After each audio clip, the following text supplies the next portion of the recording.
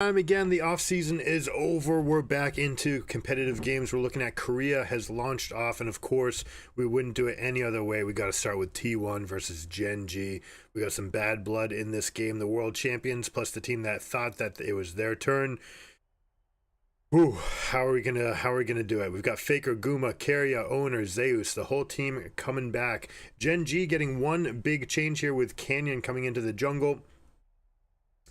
We're going to see Canyon for a long time was just considered that best in slot, maybe best player in the world, best jungler in the world. We'll see whether or not he can bring it. One of the things that we're going to be looking at is all the meta picks, right? What does everyone do coming into the opening season? And that's a really contentious topic when you're a team that's practicing, or I should say preparing for games like these, opening of the season. Do you scrim? Do you play in-house? What do you do? What kind of mix do you do? It's good to have a good relationship with one team that you can trust, that you can battle with, that's not going to share any secrets, but you also want to have a really good in-house, right? 10-man unit that is willing to play against each other, probably with a sub as well. You can start changing people around a little bit. That is the ideal model. That's what you get from traditional sports. Practice with yourselves, and then like the NFL has, every once in a while you can get those split training camp sessions that allow you to get the juices flowing and get the competitive nature going, so you can prepare for that aspect of the game. But one of the things that we'll see is, what meta picks are coming out, what jungle invades are going to happen, what paths are going to change with the new blue side in the jungle and the new pits, how much priority is going to be used over the mites, the void mites. I expect not very much, although if they do double stack, I imagine the entire team will go there for a big team fight, but they do hurt and they are not fast to take. So they are a very risky objective, and it really only matters if you're able to get 5. So we'll see how teams are trying to get that sort of scope. Now, looking at picks, double marksman, we've got Chovy and Aphelios. Now, Corki and Aphelios on opposite sides of the spectrum as far as how they performed opening week in solo queue.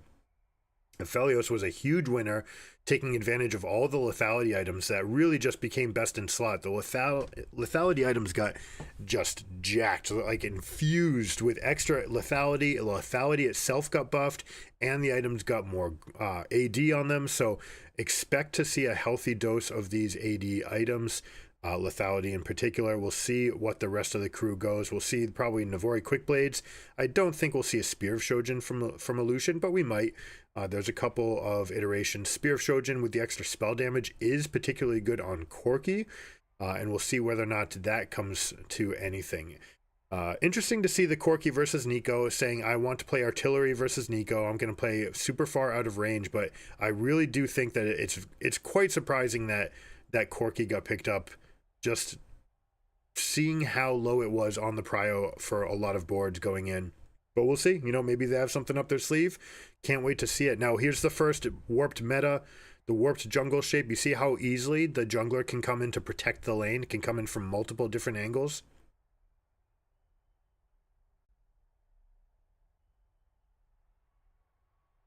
Now, here we go. Huge part of the meta. This stemmed at world. Jungle changes will not be affected for this.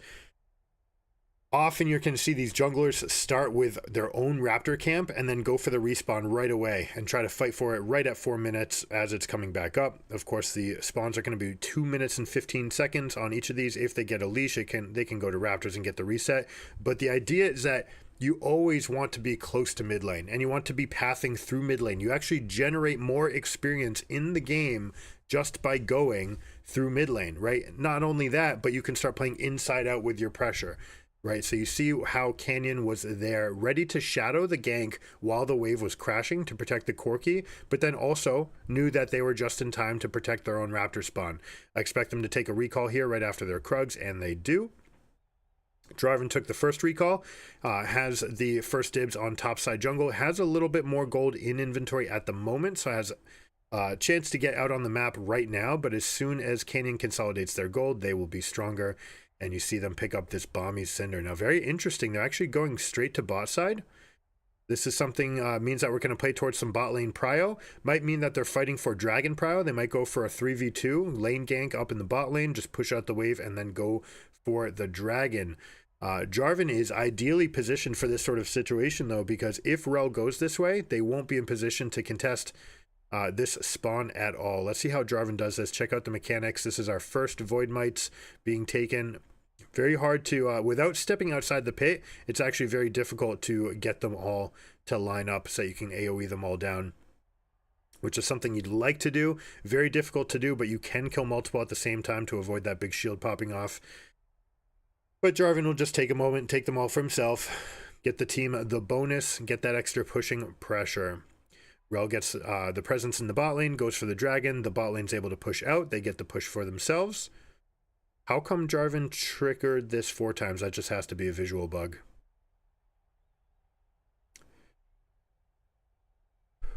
Now, Void Mites will affect endgame timers, right? So we traditionally know that it takes about 40 seconds to go from the middle of the map to the base. So if the enemy team has 40-second death timers and you're in the middle of the map, you can push all the way in and end the game. With the Void Mites, that'll change slightly. You're dealing a little bit of extra true damage, but also the turrets are a little bit tankier. So that's one of the things that we're going to be looking out for, is the actual time to end when it comes to it. Hold on, Cassante being Cassante right here. You see, just not quite as smooth with the Q resets. That kit is super loaded into the W right now, and once that W goes on cooldown, there's not that much going on. But as I was saying, the time to end is going to change, and it's going to mess with people's mind, right? It's going to, for the first time in, what is it, like 8 years, the time to end is changing. You know, the items ebb and flow, slight changes to the thing, but the actual differences in the turret defenses, gaining extra HP, a little bit more to end. Also, you get that extra gold for pushing in the side lanes. We're going to see a little bit more of a side split available to some of these teams. It'll be really, really interesting to see which teams go for an aspect like that, especially this lineup with T1, right? Gwen is going to be unparalleled in the side lane. And that's really what she's good at. She's completely overpowered on this new patch. She did get a little bit of a nerf, but Rift Maker is just everything that she wants in one item. It's even stronger on her now than it was before. All right, nice little push up. You see that Lulu is already taking their back, which means Aphelios will do it as well. Lulu's going to use this timer to get onto the map. If Aphelios stays, which he can do, he has to call over the jungler and say, hey, Rel, like, hang out nearby. You see how far back the Aphelios is going, not willing to step up. This is still Milio Lucian, who can, you know, all in you from super far away. So you see how far back Pays is going. You almost wonder, would it have been better to just go get that recall in and shop after getting that plate? He's opting to say, no, you know, I just shopped. Don't need to do anything more at the moment. Now, they correctly guessed that Milio's been gone long enough, or they spotted Milio recalling off of that ward kill. And so they get a good chunk of damage. And now this is a very big problem for the Lucian here.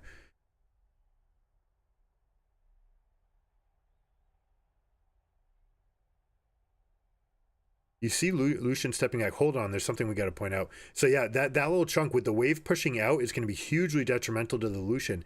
Lucian bought a World Atlas. Did they change the gold income aspect to this? It should. I mean, I'm happy that they're innovating, and I want this to happen, and I'm so glad that this can be a model to American teams, because in the NA, every time that we've approached one of the professional teams with a concept that is new, novel, really, they say, yeah, it might be good, but if it's good, Riot will just patch it out. They really feel like Riot has no intent of allowing innovation in the game. They want the game to be standard, cookie cutter, same lanes, same jobs, so that they don't get that angst in solo queue where people are doing, hey, let's do the lane swap meta. No, we don't want to do it. I've got one person on my team that says, no, I don't want to do it, but hey, it's best. And people get really angry at each other. That is part of the design of the game. It's part of their policy now that they want the game to look like pro. So they don't want pros doing it. This is what NA teams use as a defense for why they don't innovate. But we're going to see whether or not this World Atlas comes online and does something crazy here. It should. I mean, it's worth pulling up.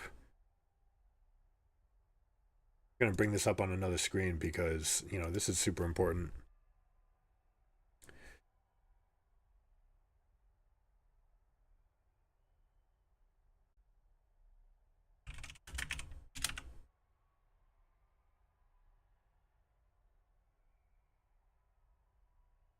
World Atlas quest, unique quest, grants a quest charge every 18 seconds up to 3 charges when an allied champion is within 1050 units of you. Consume a charge in any of the following ways. Damage an enemy champion or structure with a basic attack ability up to 1 per cast, granting you 30 gold. Okay. Earn 500 through this quest to automatically grant you Runic Compass. Gaining the warding active. All right, it doesn't say anything here about the diminishing returns. If they actually didn't put that in, then this is huge, right? We're gonna have double support items everywhere. Everyone should be doing it because it's just an extra gold per income item, and once it's basically better than Cull because these support items are just inherently broken, and they did it, and I'm glad they did because people did not want to play support. So the only way to make support enjoyable is to make it overpowered. Give them something that no one else can have, and that's what they attempted to do. They said junglers can't buy these items, they're unique to supports. Also, the warding stone you can only buy. Now, we've been a fan of picking something like a tank, an Ornn, or a Malphite up in the top lane, and then you buy the World Atlas, but we haven't seen this AD carry meta do this, so this will be completely warping if it happens. I do expect it to get immediately patched, but I applaud these teams for recognizing it and seeing it if there's a window for it. If nothing else, you're getting passive income and extra wards. And that right there, that's enough. That's enough to carry the item. But on top of that, it has those insane bonuses up on the top side. And basically everyone on your team should buy it if there's no downside. And even if there's a little downside, everyone on your team should consider it at least. So we'll see what comes of that. 2.5k gold lead to T1. They were able to turn around. No, they did get the dive off up in the top lane. Gwen is dead yet.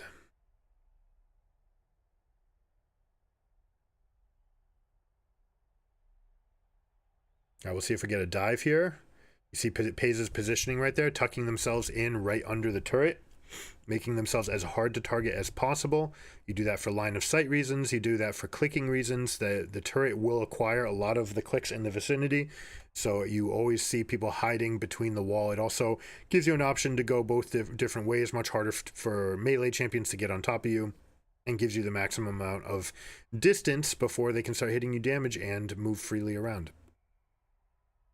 All right, a couple wards being used here. This means Milio and Lucian are going to look to recall. Probably going to see them rotate to mid already. One of the things that may change in these games is the rotations across the map because of the changes to blue.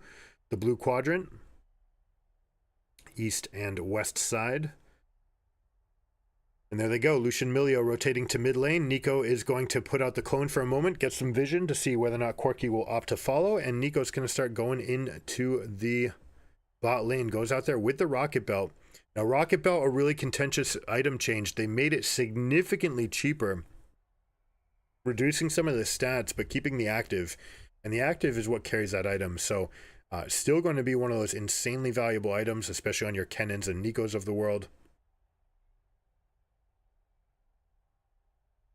to try to get yourself into that good position. Hold on, we see Chovy moving over. Faker's trying to get a little bit of damage out. Uses the Q to bait out the dodge to be able to land the E. You've seen that. That's the second time this game that they've done it.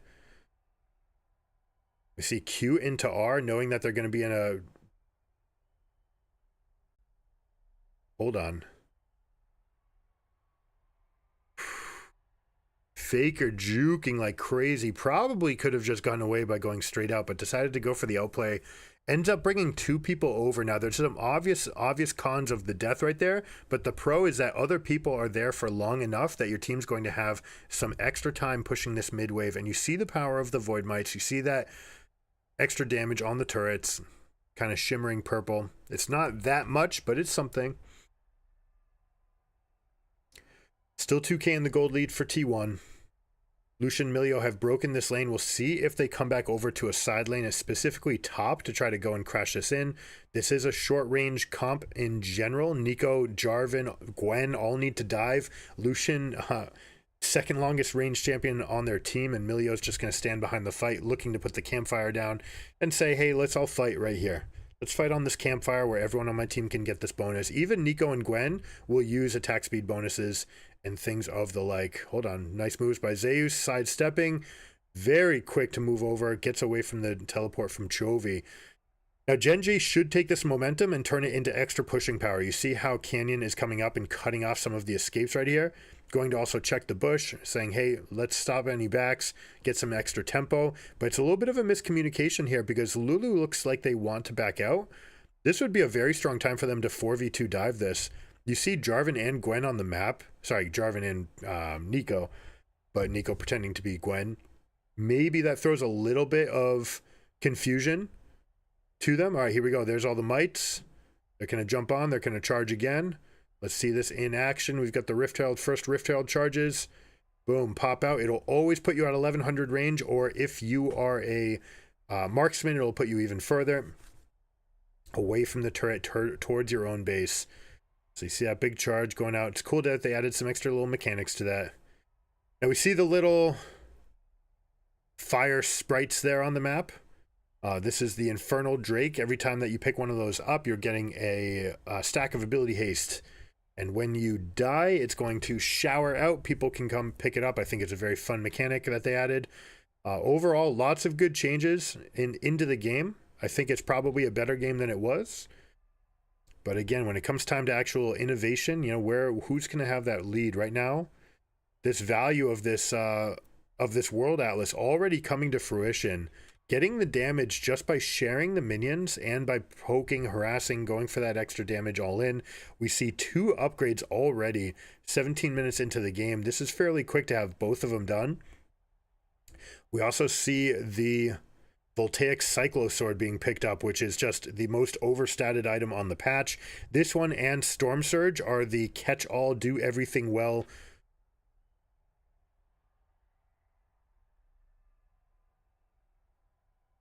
Gosh, look at that minion. Are the 2 like ubiquitous items that you can just pick up if you're AP or AD. You're going to see a lot of these being picked up. It looks like we see a Storm Surge already being built by Faker as well.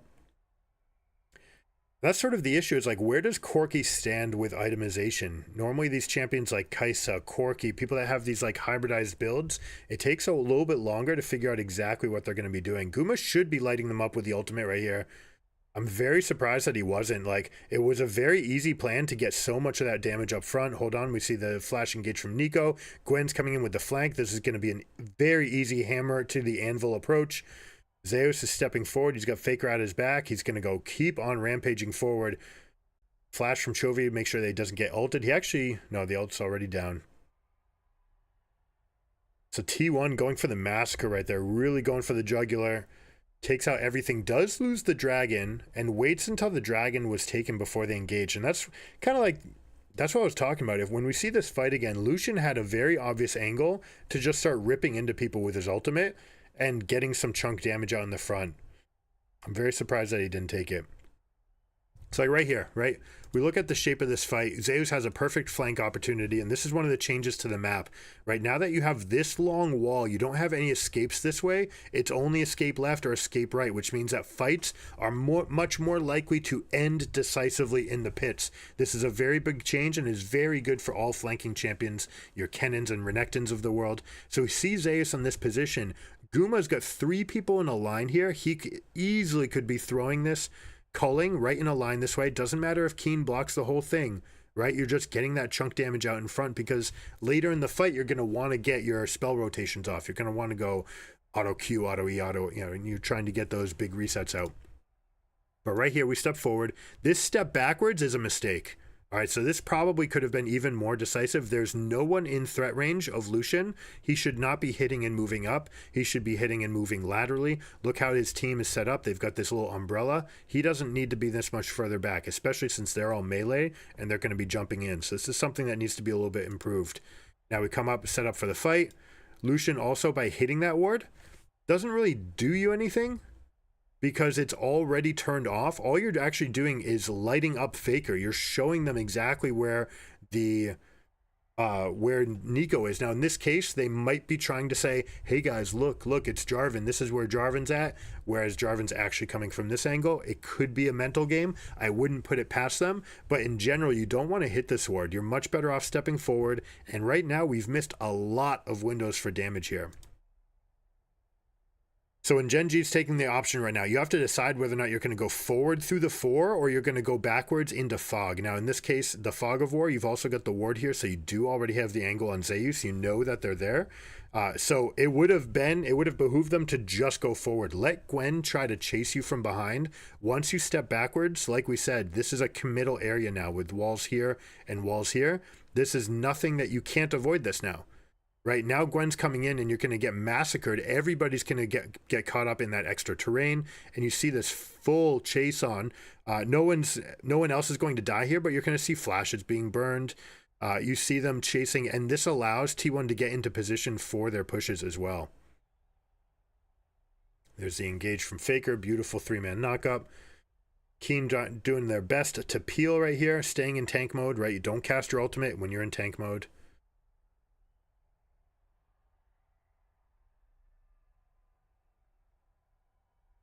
Okay, I see what they're doing. This is what it is. Okay, they're going Malignance Corki. So I expect to see Spear of Shojin next. It is Manamune into Malignance into most likely Spear of Shojin.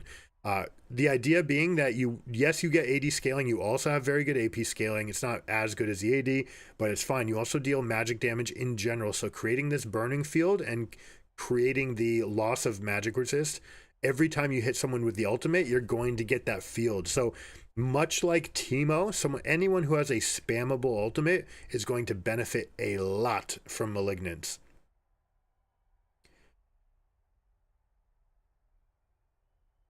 Now, other itemizations, we see Kanik Rookerin being picked up by the Cassante. This is a nod towards the Gwen and Nico combination. Whoever's going to be engaging onto him, he can stand up in the front of the fight. He is going to take a lot of damage from Lucian, though, with this build path.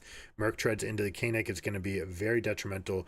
Rel is putting out that Frozen Heart, much cheaper item, much easier to pick up, but doesn't have quite as much armor. Very good for the early engage. You get the early ability haste. We see the Storm Razor from Aphelios. We'll see whether or not they opt for one of the scaling crit items like Infinity Edge next, or what they go for next. Lucian going for the much more obvious, I would say, Cyclo Sword into Rapid Fire Cannon, making sure that they can get that first hit off. The stats on this item are insane. And plus, when you hit somebody once, you're slowing them for 25% as a ranged character, 99% as a melee.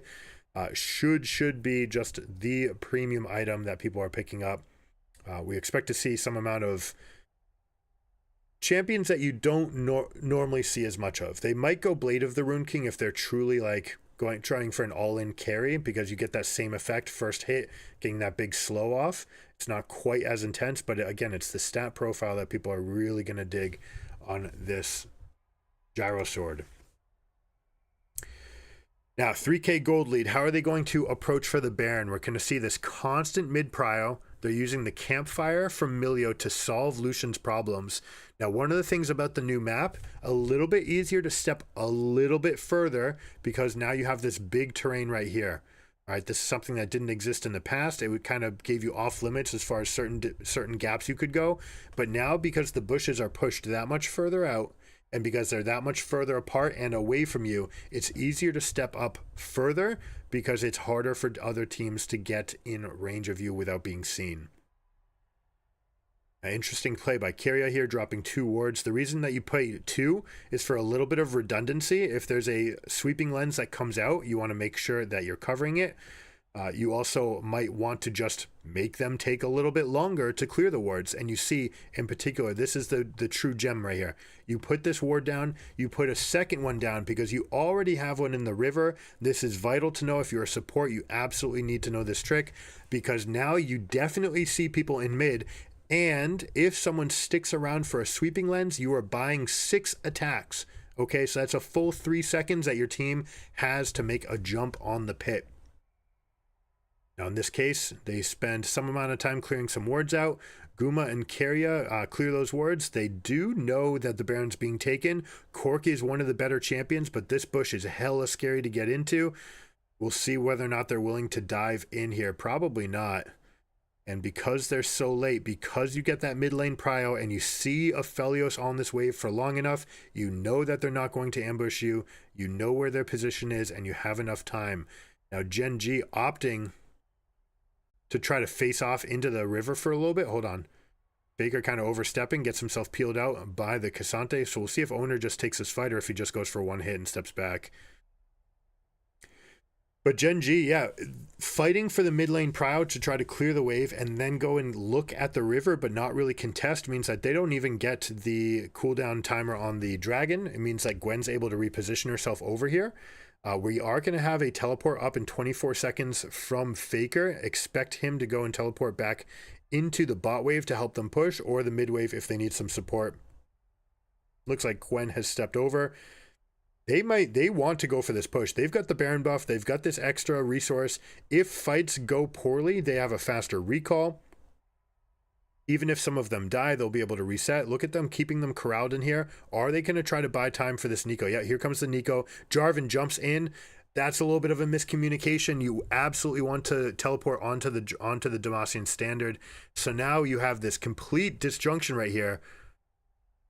A very big misplay here by T1, splitting up the fight in two different directions at the worst possible time in the worst possible way. Means that the three squishiest targets get collapsed on. And this is just a mistake, right? Jarvan's going in. The call has to be, I'm going to EQR. I'm going to jump on top of them. The moment the E goes down, you can teleport on top of that standard, and then you're in position because everyone's been cataclysmed in a little ball, so Nico can jump in, right? She has access to flash. She's got the Storm Surge and the Rocket Belt, which means she's absolutely going to go in and go for that one shot. If any one person comes in and gets that huge chunk of damage from the Storm Surge, you're going to get that Storm over the group of them.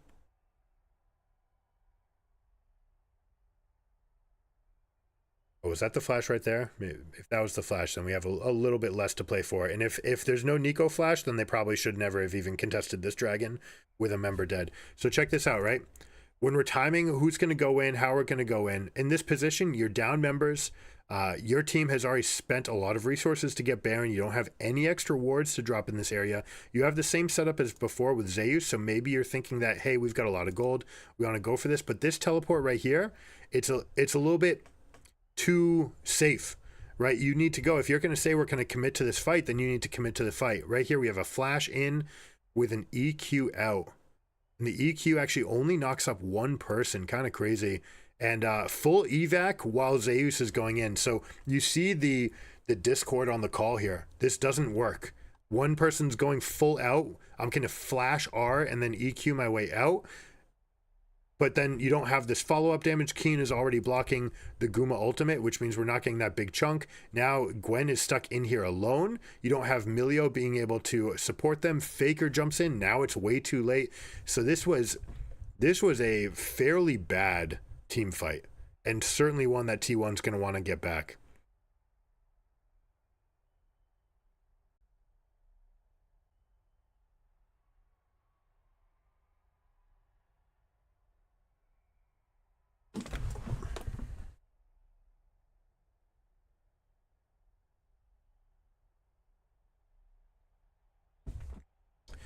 All right, let's see if T1 can recoup. They're down 3 dragons, but they still have the gold lead. They've got the map lead, more turrets down.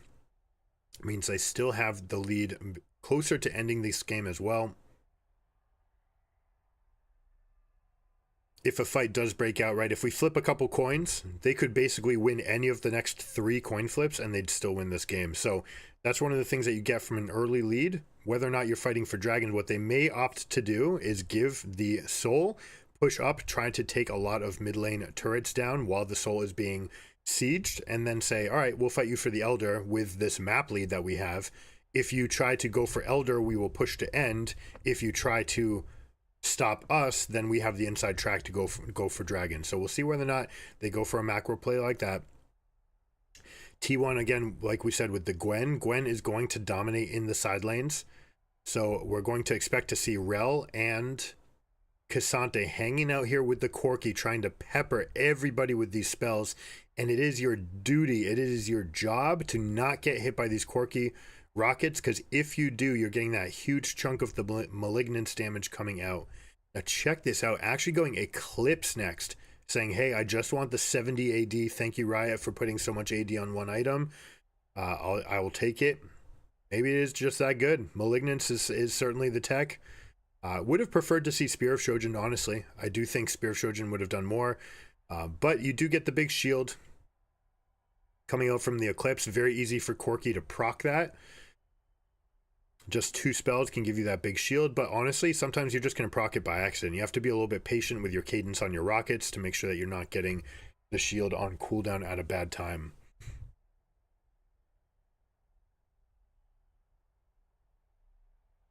Good limit test right here. This is a very important facet of playing a 1-3-1 style comp. Your AD carry needs to be empowered, capable, and confident enough to be able to deal big chunks of these damages here while facing the 1v1. Hold on, we get the big flank.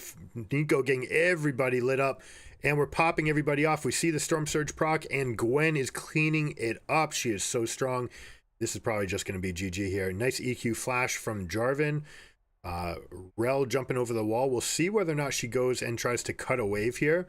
I expect to see T1 just barrel down mid wave. We might see Jarvan try to stop backs and use that role. Probably one of the, I mean, Milio would be best for it, but Milio also not strong enough to actually fight for it. You want to have Jarvan in on these pushes because of the extra attack speed that you get from the Demacian standard, but it looks like they still get enough. Easy end. See these turrets just popping down. They're going to be able to get this. Jarvan is going to shield them off. We get Gwen stepping in the front and putting on the Shadow Realm. Nice finish right there. They did have that huge misplay in the second Dragon team fight. But apart from that, T1 looking really strong. That World Atlas, that's strong, guys. That's strong.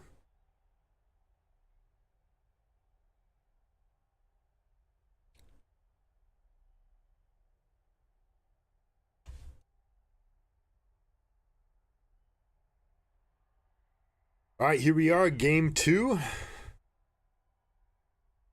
Very different roster from the first time. We're going to see probably an on-hit Varus. We'll see whether or not we go the Terminus route. We've seen a lot of on-hit builds popping off in these games, but also just the damage in the game is higher and the health on the bruiser items has gone down, which means that we have way more benefit for these AD carries that can deal this damage over time without feeling as much threat. It is definitely a strong environment for them to pop off. Now we do see Udyr in the top lane. This is something that we mentioned in our patch notes. I'll leave a link in the description below. Going over the patch, right? When you look at all the items and the different interactions, who's going to have what? Udyr was something that popped out. It's just multiple different ideas that could go along. It's sort of all of the singed lines of AP battle tank sort of work with Udyr. Plus you might end up getting a couple of new Trinity Force builds with the empowered Qs, with the good lethality items. You might even see Eclipse. Now check this out. Zeus actually leashing Raptors. This is something we don't see very often. E-start from the Lee Sin. Maokai starting with his Wolves. You normally only do this when you're expecting to be invaded. So very, very interesting adaptations here. Lee Sin saying, no, we're just going to take this side of the camp on the invade. Maokai's going to come straight back over. We'll see whether or not he goes for this Raptor camp.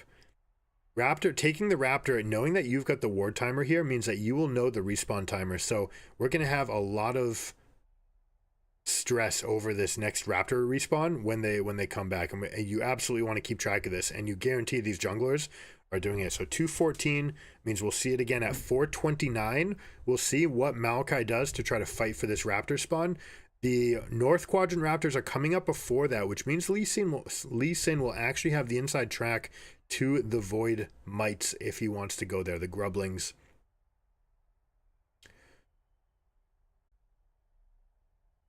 You see Varus just lane dominant. Interesting lane here with Neela and Senna. This is something that they popped out at Worlds and they had a lot of success with. Senna just considered to be in an extremely strong position right now. Here we go with the Udyr getting the proxy on, getting that push on, using the turtle form and the... Do we call it Phoenix? What is that last one? Ice Phoenix? Cryo Phoenix? Ice form.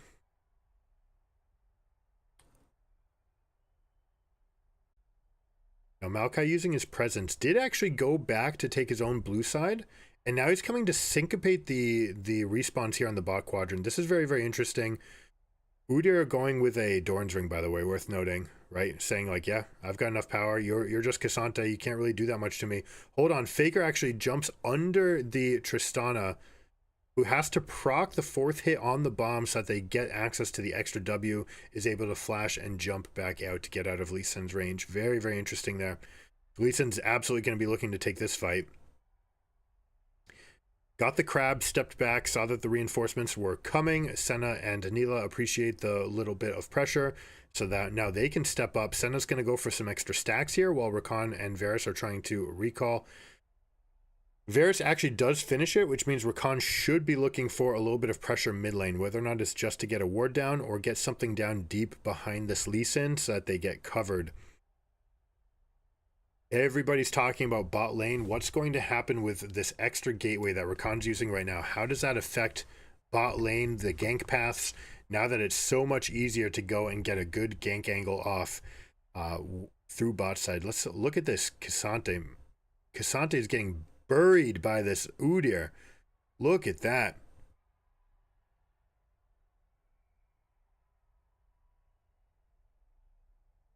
He's going up and just ignoring the Cassante, using the Demolish proc, showing complete mastery of the matchup. Maokai's not even going to come challenge this. It's like, nope, we don't got this. And this is largely what you should often do. Just ignore this guy, right? All they're doing is buying themselves about 20 seconds on a recall, which can turn into some advantages in some iterations. But with the Cassante more than happy to just farm under turret, it's like, okay, this is a crushingly bad matchup for me anyways. Why don't I just take this CS, let Udyr proxy? Sure, they're going to get themselves a faster back off, but that's fine. I don't need anything else.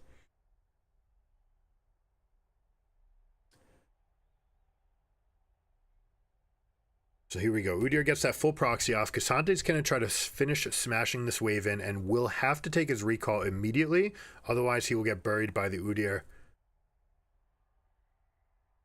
Udyr's going to have a little bit of extra tempo. I wonder if Cassante's going to look to teleport here. Probably not, because he's at level 6, and you may consider it too important to be able to be available for this fight if it does come up. You may even see him teleport to midwave, help to get prio here. Also secure the Baron for themselves by just being closer to the fight.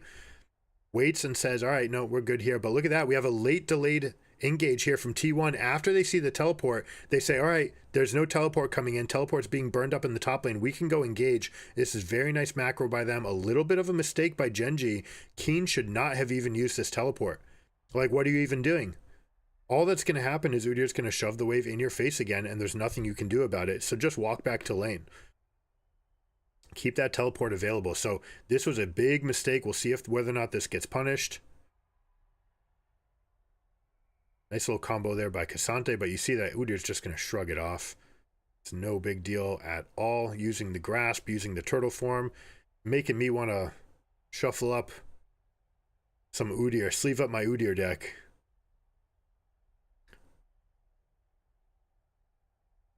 Neat little play there by the Senna, just putting the root on the minion, trying to get the root to cascade from there. Neela going for a big engage, using the lead that they get from the Neela passive, and this is where you see this champion truly shine. You get those big spikes. One of the things that it's also going to do for them is you are going to be significantly stronger experience-wise as a bot lane as you approach these 10 and 14 minute spawns in the top side. And we're going to see whether or not they change their rotation plans. What I expect to see from them is a push on the 830 cannon wave and then rotate over and try to get Senna nearby for the Void Mites. They really want to have her gaining stacks if a fight were to break out, which means that you want Gumayusi there as well. And that's going to coincide with the teleport timer coming up for Udyr. So this 10-minute spawn in the top side is going to completely change metagames. We're going to see first teleports being used fairly aggressively. You're trying to get that first one in pre 4 minutes, so you're going to see a lot of 4-wave crash into recall and teleport. Once you do that, you have that extra advantage for the lane. You can try to use that extra tempo to just keep that lead for long enough, and then at this 10-minute window, we're going to see that switch going on. It's available. Whether or not they do it, we shall see, but it's definitely a play that is there, especially for a champion like Udyr that is super safe to push hard, can threaten any champion, will win all the 1v1s on this map. and we'll go for plays like that. Fire on Twitch. What is more important, grubs or Drake? Is it dependent on other things? If the grub is double stacked, right? We're talking about if you can get the second stack of grubs, that one's more important. But first Drake's going to be more important. The grubs themselves are not that good, and they hit really hard for what they are and how long they take. So it's a relatively high risk, low reward objective, whereas Dragon is no risk and low reward, right? So it's just, there's the difference. It's a little bit of scaling for the end of the game. You do get a little bit of extra pressure, but if you're the team that didn't get the first Void Mites, then you should go after the second set. All right, Udyr playing in this 1v2. Senna ult's going to swing it. Oh my goodness. Tell me Canyon wasn't trying to donate that. Tristana is going to have to come over. She will pick up this kill for herself, but goodness. Udyr just showing how strong this champion is right now on this AP build. Using tabbies or plated steel caps to just rock this fight, realizing that all the damage that's coming out that's meaningful in this game is going to come from AD. Takes it early. We'll see. Is this going to be an early Iceborne? Probably, because of how inexpensive it is. But Lee Sin picks off Tristan on the way back. Very nicely done.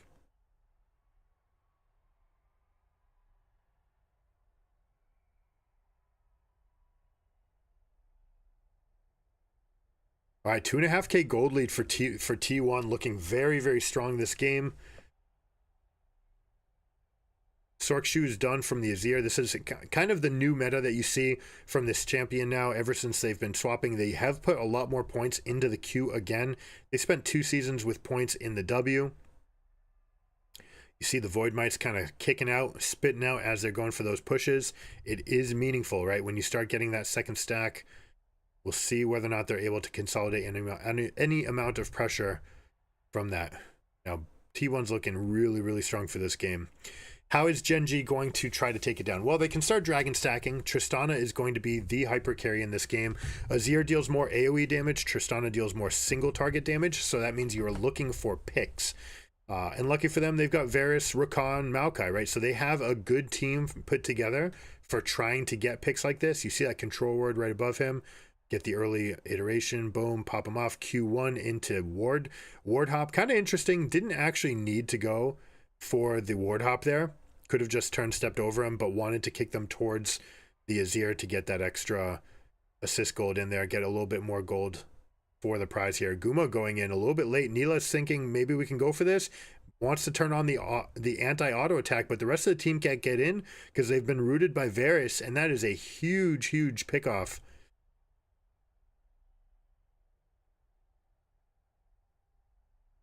Neela, one of the big benefactors of the new items, she was already good with lethality in the past. Now they gave her 2 toys. Collector was just even stronger. And plus you have the gyro sword, making it so she can walk out and her first auto attack will slow by 99%. Like, how insane is that? Meant to be for a ranged marksman, and so of course the one melee marksman is like, yeah, I'll take that. Let's do it. Interesting that they didn't go for a second World Atlas this game. Something that they only did in game 1. Be interesting to see why they did that. Oh, jumps back into it. Hold on. Senna needs to go up in the top lane. That's going to be enough to swing this fight. But Keen absolutely taking this. You see the build. It looks like this is going to be an early Kanik Rookern from Cassante. And when that happens, that's going to be the end of the pushing for Udyr, right? Cassante will just be able to stand their ground, ignore all the damage. Sometimes you will see these Udyrs put tech a point into their Q, have access into the empowered Q, which deals a significant amount of damage to isolated targets. Now that this Rookern is picked up, we'll see whether or not Udyr pivots at all. Probably doesn't want to have much, if any, points in it for the end game, but it is a little bit better for the 1v1 if you do get in a fight against a tank that is just spamming this. But look at this, right? Cassante can just walk away, ignores it. This shield, what is it? 400 health shield of magic damage. It just sits there, rebuilds. Guys can never touch you. It is the strongest item that I've ever seen them print for any lane, right? Just like completely nullifying an entire damage type, essentially. They probably needed to do it because of how strong the haunting guys type champions of the world were. But it's very interesting. If you find yourself in a top lane as a tank against any sort of AP, obviously just rush this item and you become an immovable object.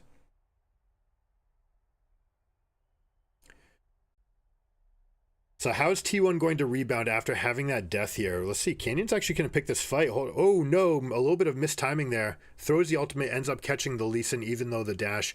A little bit of a miss communication though. Maokai throwing the Q to move them away from the Varus, but they end up still getting the kill. Couple ultimates being used, but that's what this team wants to do, right? Every single person on this team is capable of isolating and picking, right? Tristana can jump flash ult, right? We have the Maokai long range engage, Cassante can peel and pick, Varus with the ultimate, Rakan. So all of these tools coming together saying, hey, we can get this fight. Now that being said, if you're playing into a Neela and Udyr, this T1 comp just wants to stay together and they want to team fight. They should just be very, very careful about these rotations, make sure that they're being very diligent with wave prio and moving together as a team. And as long as they do that, they shouldn't have any problem consolidating their lead here. Now, new Rift Herald takes a little bit longer to fight, a little bit worse than it was because of how sturdy the side lane turrets are. But that said, you've got that big prize on the side lane pushes. So you're going to see most Rift Heralds going off into the side lanes. We'll see how many people they opt to put together on that venture. Also, whether or not they put it on champions. Yeah, all right. So this is a mistake. This is something that T1's been doing forever. And most teams in Korea still do this anyways. So I don't want to single them out. But Lee Sin should never pick up the eye.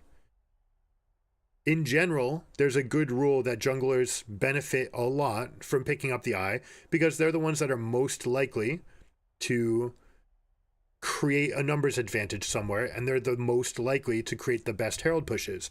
But also true is that your trinket is vital to Lee Sin, whereas it's almost useless to Varus, right? Varus only has this 2.5 minute cooldown on his blue trinket that he may not have even had at that moment as they were taking it. And you want that person to have access to the gold. You want that person to be able to drop it.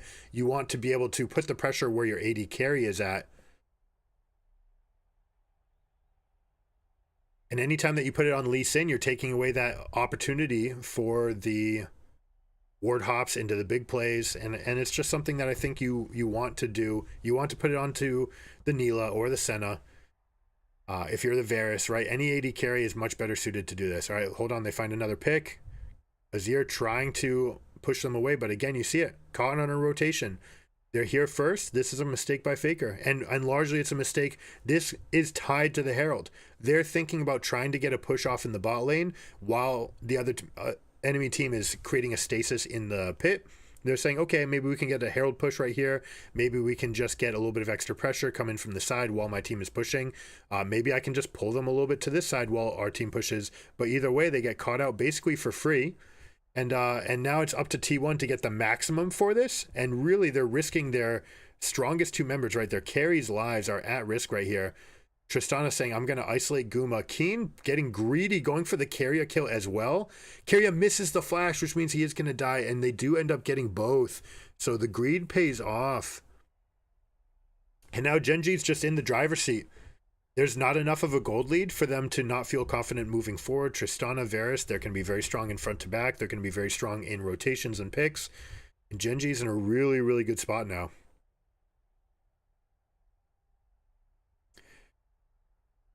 Dragons in 418, Barons in 220. So if you're GenG, what you want to do is defend the Baron pit for long enough that both spawn, and you make it so that T1 has no good options.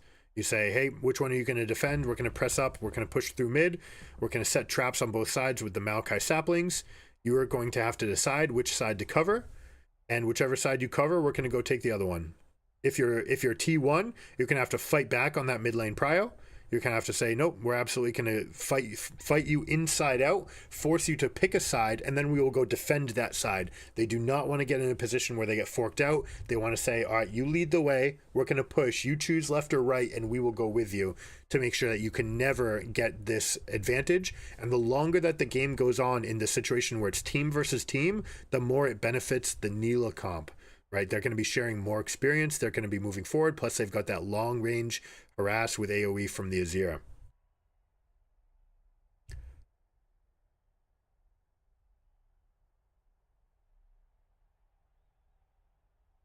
All right, the Void Mites are charging.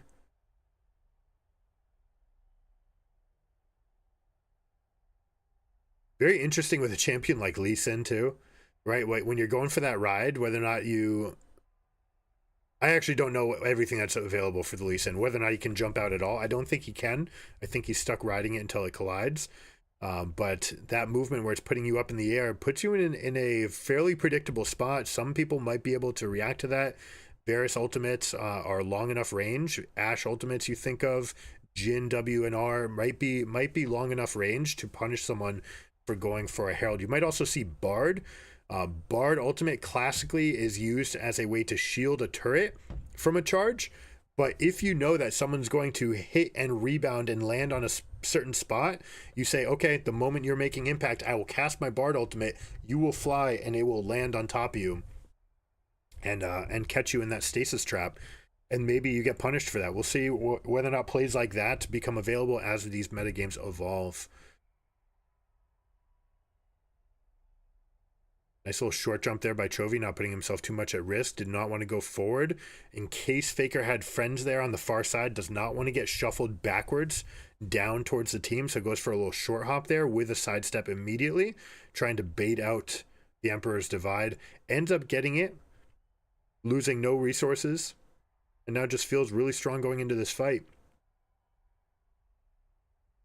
Now Azir's going to be saying, I'm missing a resource, right? I don't have my ultimate. Udyr's looking very strong, and the team should want to be very strong here together using Senna in front to back. But again, they're splitting up. They're trying to rotate around, and they get picked by the team with the pick comp. This is, frankly, unacceptable macro from T1. This is them not dotting their I's, not crossing their T's. They're making solo movements, and they have Udyr pushing in a side lane when they absolutely want Udyr to be with the team. Especially with this Frozen Heart. Like, especially with Frozen Heart. If we had something like a Trinity Force build, then maybe we could see an Udyr that was willing to go off and split push, trying to get a little bit of extra effort from like a Titanic or any of the Hydras with a Q build, right? But this is with the R build with full tank, Frostfire into Frozen Heart. They are designed to control space, and they haven't come to a fight yet. This is a complete dissonance with what the team comp is drafted to be. Another thing that's kind of interesting, we see this, what is it called? Sundered Sky from Lee Sin. Well, I don't know what Sundered Sky is supposed to do on this champion, right? You come in, you get a little bit of a heal proc. It's like, it's basically got the on-hit passive of, oh gosh, what am I thinking of now? The item, not Trinity Force, the other one. Where you get that big heal drain as you're going in, 140% AD, heal, and drain, right? You're just getting that one big hit off. But what does that actually do for a Lee Sin, right? It's not enough, in my opinion. I don't think it does enough. When you have access to other things, especially like even Gyro Sword, where you could show up, hit them once, and they're 99% slowed for you to just step to the other side and then kick them wherever you want, amongst other plays. Like, there's a lot of things that are there on top of lethality being insane for Lee Sin to be able to carry early games. I don't know. I mean, obviously, I'm going to trust these teams and what they've put together. They've been cooking. They have some ideas, and we know that T1's been cooking because they did the double World Atlas to play last game. All right, here we go. Owner going for a beautiful kick. 4-man bowling ball goes up there, flashes there, has the kick already buffered, kicks, flashes into position to go right into the teeth of the Neela Senna. And this is what they finally get. They wanted this big front-to-back team fight with an Udyr holding up space with Senna shooting over his back. Lee Sin with a beautiful play. By the way, not possible while you have Rift Herald in your inventory.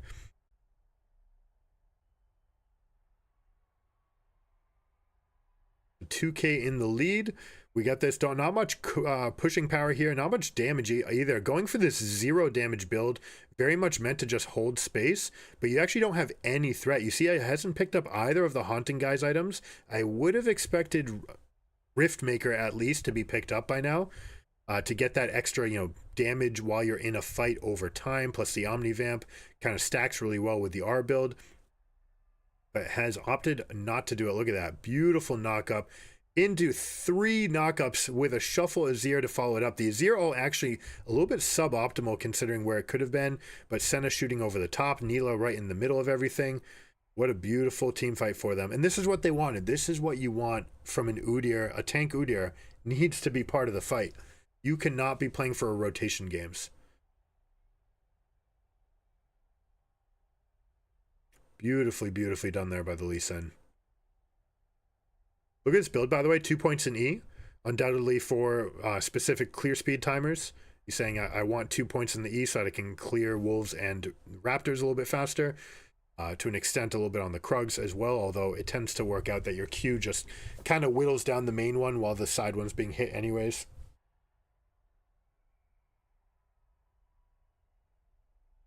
So now we've got a 2k gold lead. They've got the dragon back in their pocket. Baron is up. We ended up not getting that fork. You saw that T1 got what they wanted. GenG picked a side, T1 matched, and then they closed the door. That's what you want from this situation. You want, basically, you're going to set the trap door. You say, all right, go through one way, and wherever you go, whichever door you go is going to, we're just going to close in your space as much as possible. That is what T1's comp is designed to do. It's what they should be doing with this Udyr.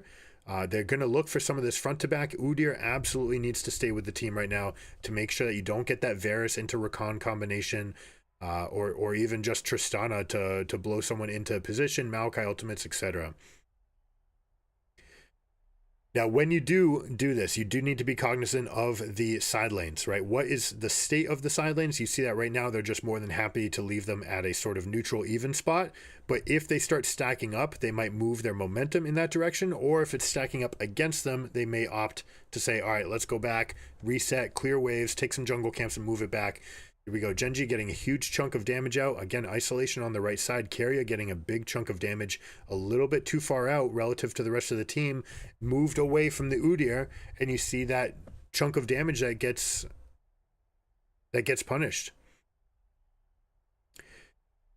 Now, ward lines. Ward lines are going to be fascinating to see what teams decide to do as they go into the new season. You see this right here. Still prioritizing. You need to get this control ward right in the middle of this pit now. If you put it right on one side, there's about 2 T-modes width of enemy space that they can take and put wards that you won't see. In fact, their ward will see yours. Yours will not see it. So you're going to see all these control wards being put right in the middle of the grass. You're also going to start seeing some of these junctions change in priority, especially in these blue quadrants, east and west side. Where are the wards going, right? Where are they deciding to put them? Normally, I love seeing one right around here underneath the blue buff. We don't see that ward. They didn't get one down, even though they had mid lane prio. They ended up with a very shallow ward line, which is very surprising. Now, Rakan coming back onto the map means that they can go restock with the wards, push up mid again, and try to create this avenue for themselves. And you see red team contest from blue team, very difficult. Anytime that you're contesting, you have to put this wall at your back. You need to pick a side to go along, and this bush is so deadly. It's a little bit more open space on this side than it is on the other, so you're going to see most times people going through this angle, or more likely pushing mid and coming through straight through the river to not have to go through that choke. Hold on, Azir thinks he's found an angle, picks off the Varus, but it's not enough, ends up getting popped. That is a huge mistake. Again, it's not something that you needed to do. Senna can just whittle down these fights over time. It's not like Tristana is completely outranging everybody yet. And they end up going for that big shuffle. Pays using all the resources to stay just far enough away. The flash and the heal being expended to keep them just healthy enough. And they end up getting the Azir kill, which means they should get the Baron here. Does anyone teleport? Yeah, so we have a teleport back. Cassante ends up picking up their health, coming back into the fight, picks up the Frostfire, and they're going to go front to back, and they're just going to take this position. Rakan and Cassante are going to make this little like wedge arrow, saying, all right, for either one of us can go and head off into the other. And behind us, we can have the Maokai who can line up a big ultimate. When that comes up, in this case, it's not actually up, but then you can also see Varus in this front to back situation. Nila finds the way in. They do get the big engage. Hold on, Azir's looking for payback here. Oversteps again. The rest of the team is not ready to jump in. That is a ghost Udyr who cannot get over the pit. Interesting fight. Interesting fight.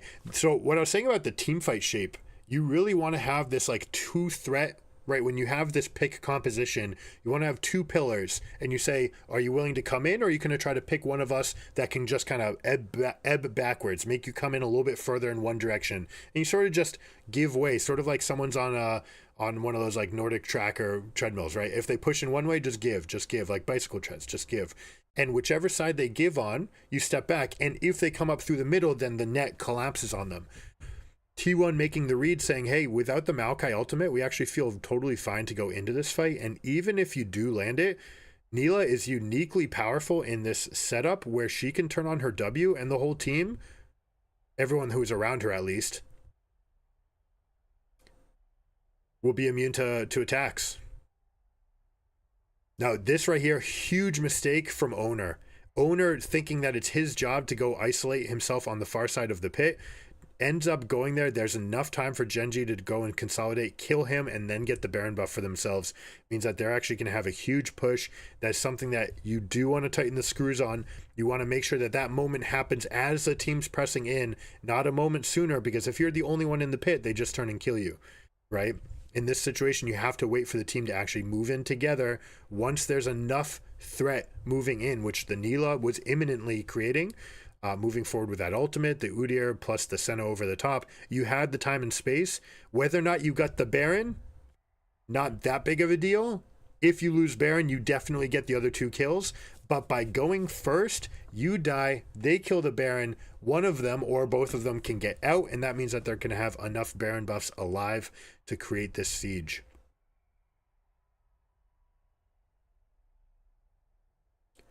We do see Jack Show. One of the things that we haven't seen yet, but we could see, is a little bit of Cosmic Drive action on Udyr.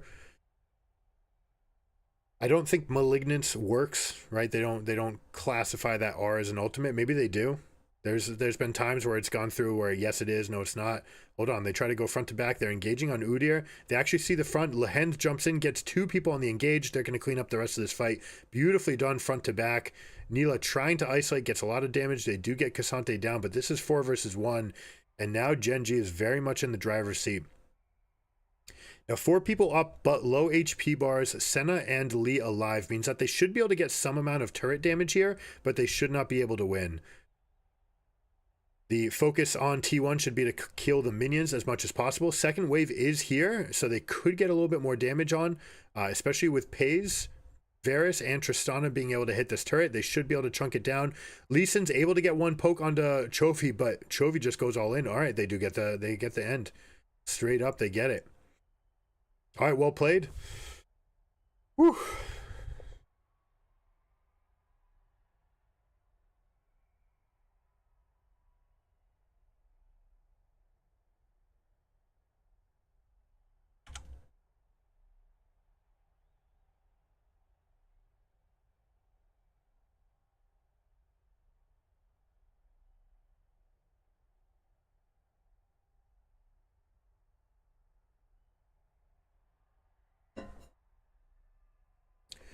All right, here we go. Game 3. T1, while having more decisive early game movements and having a better plan, I think, has not executed that plan well in either game. They've made big fumbles when it comes to the team fights in both games, so a little bit of rust. Might be feeling a little bit of that honeymoon phase going on. Now here we go. We're going to see adaptation. Keria moving in. They just run through this bush. They thought they were good, but they are not. And stepping out. This is going to be first blood. Are they going to give it to Yone? Varus takes it. That's massive. That's absolutely massive. Keria being down here on the Bard means Flash and Heal are busted. They don't have either of these resources. Only Flash and Ignite being used by Rakan. This is going to be a very, very tough lane now. You've got Longsword and Control Ward here from the Varus. Means that they're going to have imminent control of this lane. Very, very difficult to come back from a spot like this. A lot of times in scrims, you get an early kill, and they'll just actually just rematch. Beautifully timed there by T1 by GenG. Whether or not they had that scouted out would be interesting to see. Being the first being the first game of the year, don't have anything to go with on this patch, but you must be doing things from scrims, or you're doing it yourself where you're theory crafting and you're saying, hey, what happens if we go into this tri-bush and then leave? We go check it, see that nothing's happening, and then we leave. At what time would we lose sight of people invading? And that's the sort of meticulous measurement that needs to happen at this level when it comes to these level 1 invades. We didn't expect one of the invades to happen in the bottom quadrant, right? South and north look the same, basically, except for this big bend by the top lane, right? Making top lane much safer right here. This is a syncopation in the map to make it quite different. Changes the scope of how the game looks, right? This entire method right here, blue side, east quadrant, you have this escape to come in through bot lane, but top lane doesn't have the same passage. It's making this syncopation on the rhythm of the map, trying to make it more about bot lane ganks, leaves much more openings on this eastern quadrant, and this is the most attackable quadrant in the game now. We would have expected to see some invades there. We end up seeing one going to the south instead.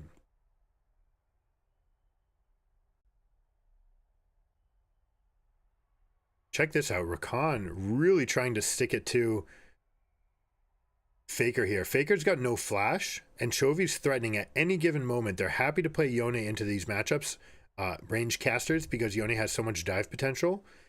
And basically they say, hey, Azir's kind of stuck with this wave in an awkward position. So as long as I rotate over here, I can win this lane for my mid laner. I don't need to gank. I just need to pressure. And this little bit of pressure is enough to force Azir and teammates. You see the Bard and the Bel'Veth being recruited over, which is what you need. You need to get people over, recruit numbers so that you can push hard enough. And now, only now, once Chovy has now rebounded the wave, now you can sit back as the Azir and say, okay, I'm feeling pretty good now. I can just step back and let this wave go to me. Now the tides turn. Hold on, owner not getting the memo that that the wave is being pushed out. This is not a play you can make when you don't have prio. They're just going to sacrifice him. So as I was saying, that wave was coming back towards Faker, right? Coming back towards the Azir. When you lose prio like that, you don't have the minion wave. If a fight breaks out, the minions are going to swing the favor of the fight. So necessarily the Bard and the Azir need to step back. That means that red team has more flexibility to move. That's not the time that Bel'Veth wants to be invading, right? You want to be going and setting a trap potentially and saying, hey, let me be right behind you as you try to push this wave out and actually crash it. I now have Bard to help defend it, Azir to help defend it, and Bel'Veth to come flank over the top. And instead, he ends up going for the Raptors, gets spotted, they just engage onto him, and that means that there is no good play. Wave crashes anyways, and they get a kill consolidated for it. And now Maokai takes the momentum, goes straight up to top lane. So we're seeing a lot of room, kind of sloppy play from T1 in multiple aspects now. You better believe GenG is going to be focused, right? They've got to have a chip on their shoulder saying, you know, last year was our year. The year before that maybe should have been our year as well, right? There's just so much that they are trying to prove to themselves and to the world, like that, hey, we're good enough. We can do this. We've got Canyon now, right? I don't know that their jungler was the weak link by any means, but Canyon might just be the best jungler in the world, right up there with Kanavi. But it's a whole narrative for them that they need to prove it, and it's going to start with this game. And if you're a coach, 100%, you're leaning into that, right? This is the moment that we've trained for. Let's show them what we've got. Let's show them what we've practiced. Let's show them who's the real kings of the league. And of course, it's not going to matter until we get a rematch at Worlds. But you set the message, you set the tone for the entire season with this game. And GenG's been waiting for this, right? They've had a slightly longer off season, and they've been thinking about this rematch. Whereas GenG had some time to say, okay, let's be celebrities for a bit. So GenG just definitely a little bit more locked in. We'll see whether or not we get the swing. Looking at the team fights, we have Kennen and Azir, a lot of magic index, a lot of AoE magic damage, and we have Jhin, not the highest single target burst damage. You You tend to want someone like a Lucian whenever you're playing with this high impact flanking sort of pattern, but Jin can be very safe on his own, giving a lot of space, can also support a long range fight. Could be an interesting change to the meta, with Jin being strong in general. Lethality items are strong. Brutalizer is just a very strong item in general. We're going to see a lot of Jins just by those metrics alone. And then the fact that, hey, I can actually support these fights as an AD carry sooner than a lot of other champions can, right? The Ashes, Varus, and Jins of the world, they have a more supportive kit. They're much more capable of helping their team out at an objective like the Grublings.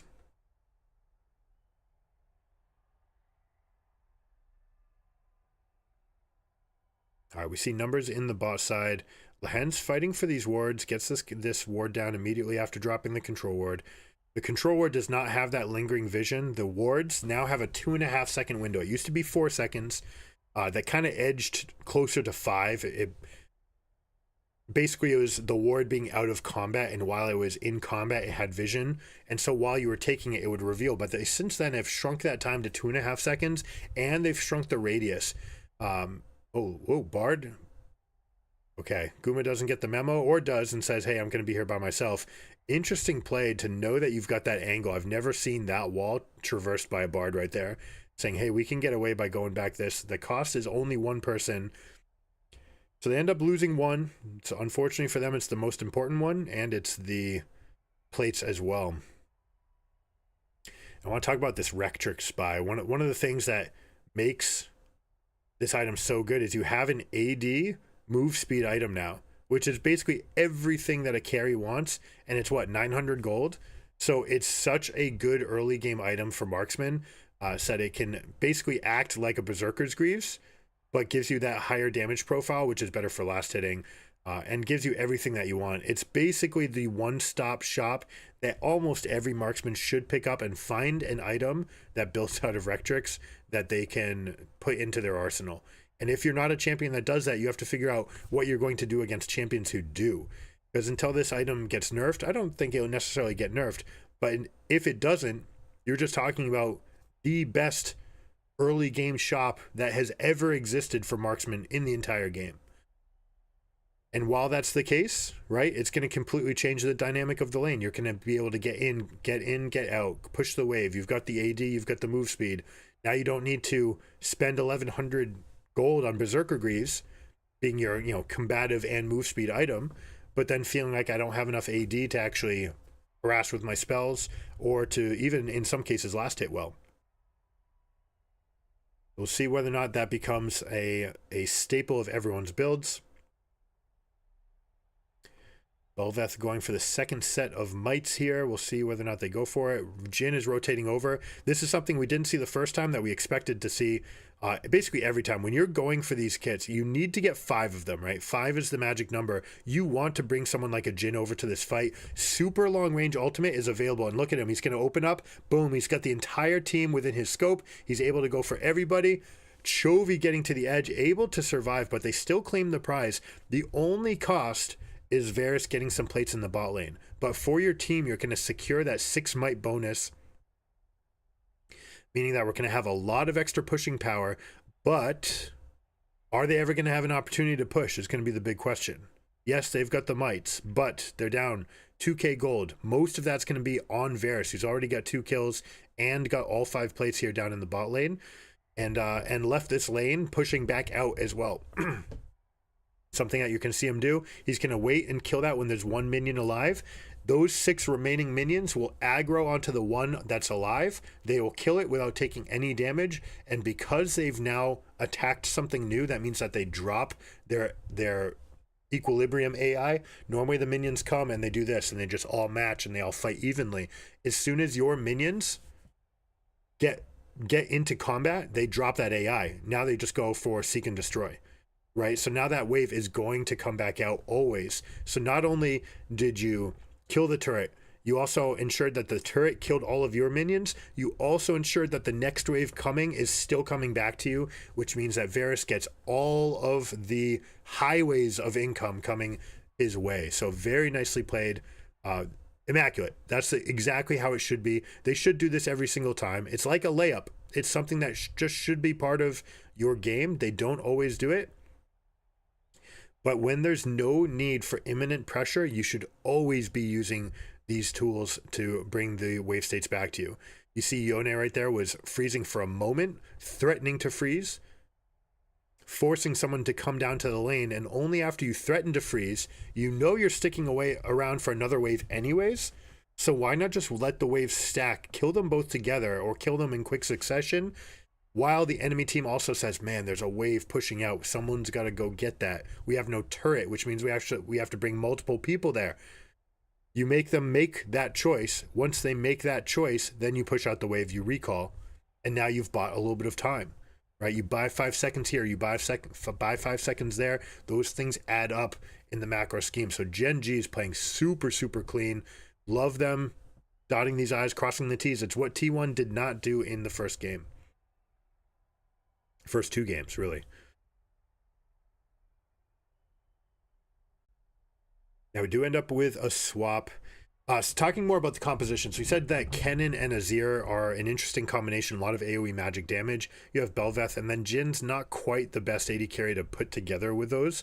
But still, it does allow you to fight from long distance. On the other side, we have a beautiful combination of Yone ultimate with Maokai. Maokai ultimate, 5 tendrils come out. What's the best way to defend against that? People just line up in a line.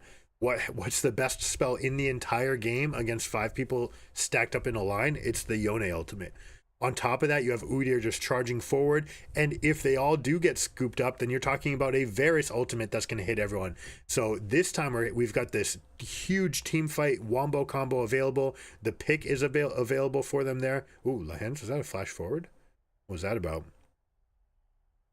A lot of wombo combo, a lot of team fight. This is a very nice composition they've put together. Anytime I see Maokai and Yone together, I want all the rest of the picks to synergize with that idea of like snow cone. We're going to move forward into that area. We're talking about AD carries like Ashe, Varus, even Misfortune, if you have really good lockdown from everybody else, saying, hey, like the fight's going to happen right here in this direction, then I want someone that can rip through that direction. Varus absolutely has one of the best tools in the game for that, on top of the ultimate. So for checking which kind of fights T1 wants, it's going to be very difficult to find exactly the right angle for Kennen to ever try to get into one of these fights, because if they commit to a fight, then they're committing to getting rooted by the Maokai, and once somebody is getting rooted, you're talking about Yone plus Varus plus Rakan ulting in on top of it, and they can move away from the Kennen, right? Whichever, if Kennen's trying to flank, they'll say, okay, the fight's here, we'll go that way, we'll move away from the Kennen, make it very hard for him to actually get on top of us. Now check this out. Kennen's actually going AD. Oh, he's completely not a threat. This must mean that T1's saying we cannot win this game in a front-to-back team fight.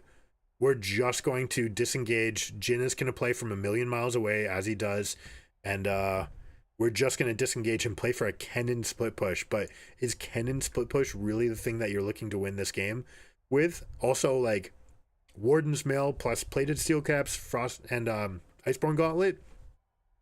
This Udyr can just clear the wave and ignore him. There's just, like, no threat here. I don't like this at all.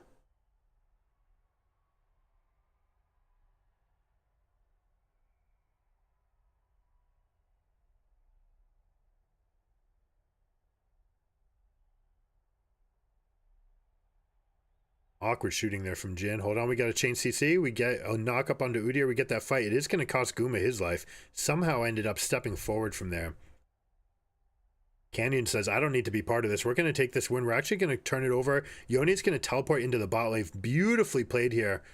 Good job. They're getting all these pushes going forward. Look at the pushing strength that they get out of this fight. Yes, Udyr is dead, but since they killed Jin, and because all the resources were used in the northern quadrant, they end up getting a turret and a half worth of damage. Also puts them in position for the dragon if they want it. They might decide to just stay a little bit longer. It would be a little bit of a reach to go for this mid lane turret. Rakan says, no, I'm going to step over here and start gaining control of the southern quadrant so that my team can take the dragon. We know that Jin's coming out of base, so that's really the end of the threat, right? There's no one that's tanky enough that can just step up. They end up stepping forward. Owner going again too far forward, just gets picked off by Varus. And you see the strength of this pick. You see the strength of the composition saying, hey, you want to come through bushes? We've got you. And really, like, this is just a massive, massive draft diff. There is, I don't see a good way for T1 to build this or play this and make anything out of it. A lot of it having to do with Bel'Veth just being in a weird spot relative to the new meta. You know, maybe they figured something out that they want. This is really just bad shooting by Guma there. And he's keeping it up, trying to go for the recoil damage, trying to get that extra hit. Ends up just getting looped up by the Rakan. How would I get out of this if I'm T1? We've fumbled the draft. We're playing for this super long-range comp. We've got this Blade of the Rune King cannon that can go for these sustained fights against the Udyr, right? Just playing front to back. But look at this. Like, he just gets strong enough. He doesn't have to care about this. Are we going to get something like a Terminus next to go with the on-hit theme? And saying, hey, we're going to hit you a lot. I'm going to be tanky enough where I can just, like, rip through you in these fights. I'm anxious to see it, but I just don't see how we're going to get damage from this team.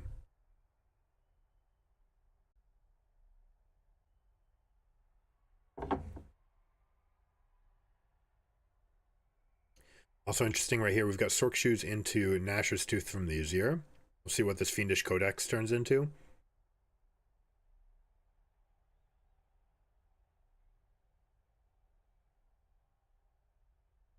Might be something like Luden's Companion. Luden's Companion has a lot of extra damage on it. Especially when you isolate a target and you get all 6 of those charges popping off on one person.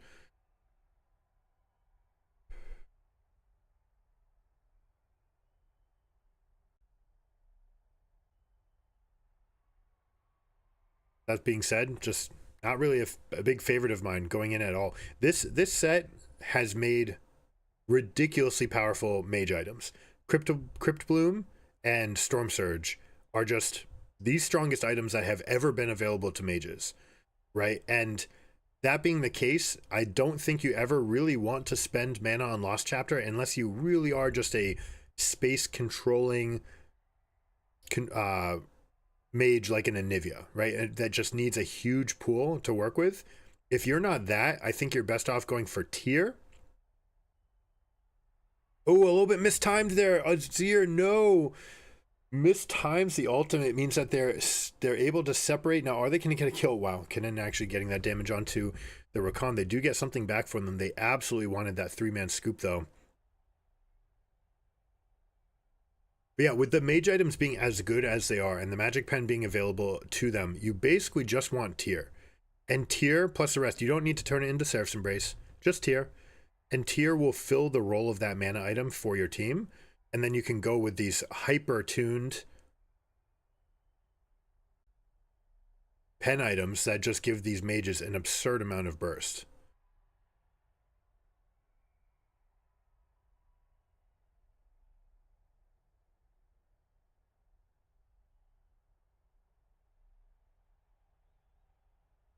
Let's take a peek. Owner trying to step into the jungle. No prio, right? No one has a wave pushed out. You don't own this jungle.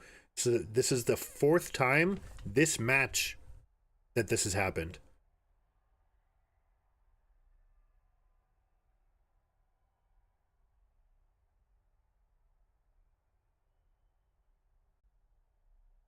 Nice little getaway using the portals there.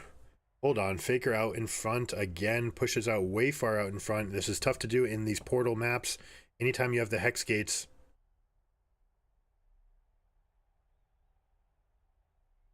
You have to be careful about these faster rotations, right? All right, Faker gone, Varus gone. They do trade 1 for 1. T1's going to step over towards the pit. I'd like to see him kind of hover this, threaten a little bit longer. They're going to take the northern side vision and then move that into the Baron prio. And maybe shop for their gold while they can. Seems like they could have gotten a little bit more out of this. So here we go. The portals are going off. Owner and Faker. Owner thinks that he's covering for a big play. Ends up just bailing out. It's like, yeah, dude. Sorry, you're busted.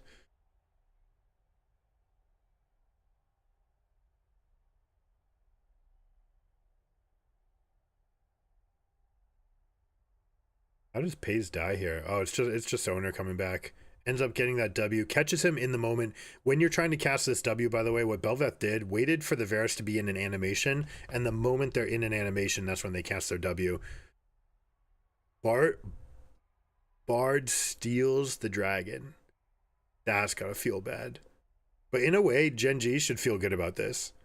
Like this dragon, and it kind of tells to how useless the dragon can be. The fact that you have 3 dragons means you're imminently threatening 4, but once you get 4, you're giving the other team an out. Your team is superior. You're going to be able to win whatever fight you want, and going for soul, like, yes, it's nice. It's a nice soul to get. You'd be able to get it for sure, and you'd be able to stress your win, but you're already winning. You don't need to take any amount of threat in doing this, and if you do, you're just putting the Elder on a 6-minute clock and saying, hey, like, you guys want to end, like, make this game about one fight in 6 minutes, as opposed to making the game drawn out. They shouldn't have even been at this dragon, right? It's not a matter of execution or anything. It's just the decision to be there is faulty.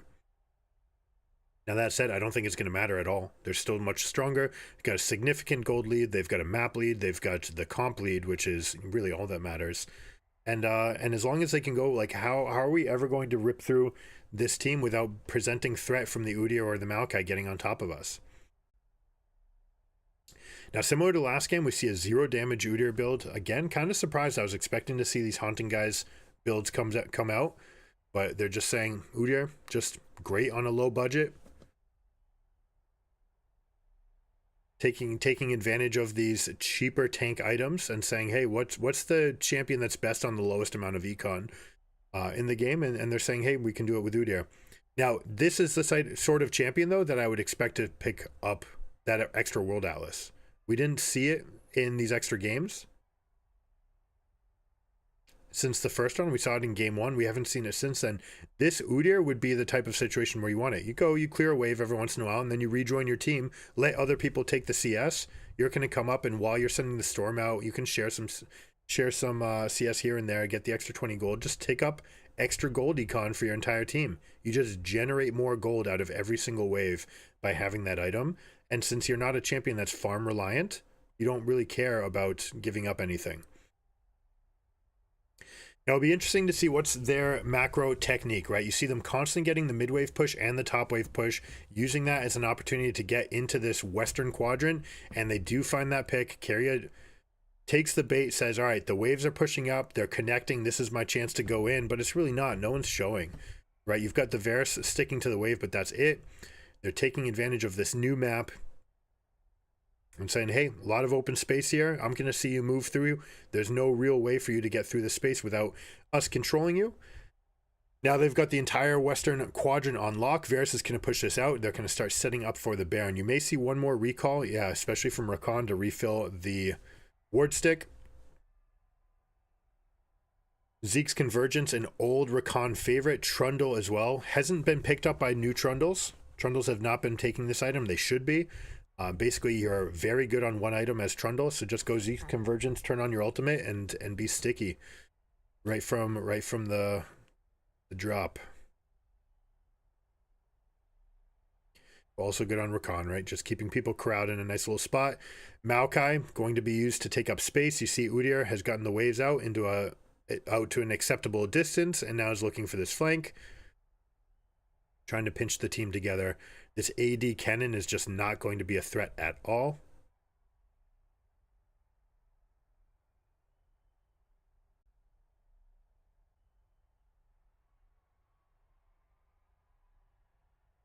Unless there's a pick. There's enough threat here. They should be able to get Keen here. Heal being bursted. They use it. They don't get enough on the other side. Have to question the decision to start going for that fight without the team being in position. Yone was moving to the top. That's exactly opposite of what Gen wants. That's their first big fumble that goes against the script, right? It goes against what they're trying to do. Now, Udyr will respawn in 34 seconds. It is before the dragon's going up. The team is still stronger, especially without that Jhin ultimate. They do have access to a lot of long-range engage and fight with the Yone, Maokai, and Varus. So they may still feel very comfortable pushing up here. Udyr is going to be able to teleport. T1 should give this dragon 100%. Give it, move, take Baron. They're taking all these steps into the southern quadrant. This is not like them. I love the Azir play. Put this turret up.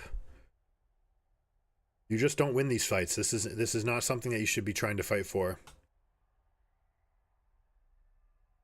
Best case scenario for you is no fight happens and you go get Baron and they get nothing. But instead, it looks like they're going to challenge here. Last time Bard was able to seal it. You do have access to a Bard ultimate. It looks like he's going to be using that angle. Lehens finds an engage. Varus ultimate. They get the pick. Maokai ult being used but not needed. And Guma bites the dust. Yeah, there's really nothing you can do about that, especially since there's no Gale Force in the game anymore. You don't have that ability to reposition quickly without expending your flash. So you just see Dogpile ultimates on top. Varus, Rakan, Maokai, those three are used. They take the soul. They're going to reset. Fix top wave. This is an important eye to dot. Not everyone does this. Sometimes they go straight over to the Baron.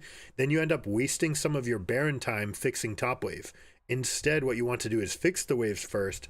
Make sure that your waves are in a good spot. Once they're in an acceptable position, then you go and siege the Baron with your huge lead. You're going to be very happy to do that.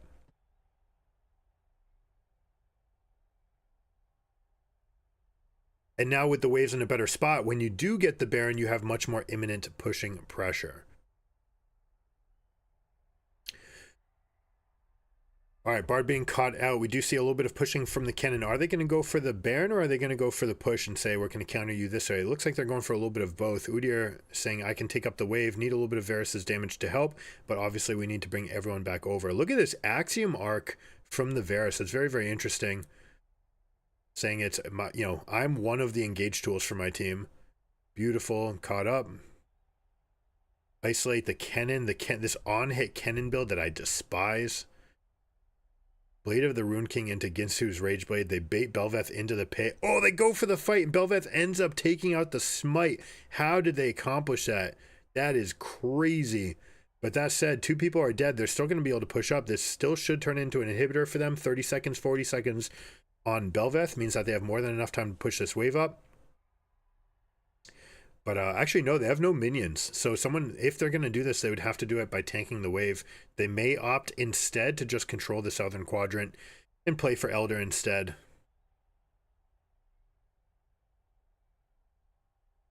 Got to give props to Owner for keeping their composure in the pit. We're going to see this play. Isolating Jin's threatening with the ultimate. Very easy choice for GenG right now to just step out, go pick up the Zeus Cannon on this just clumsy build.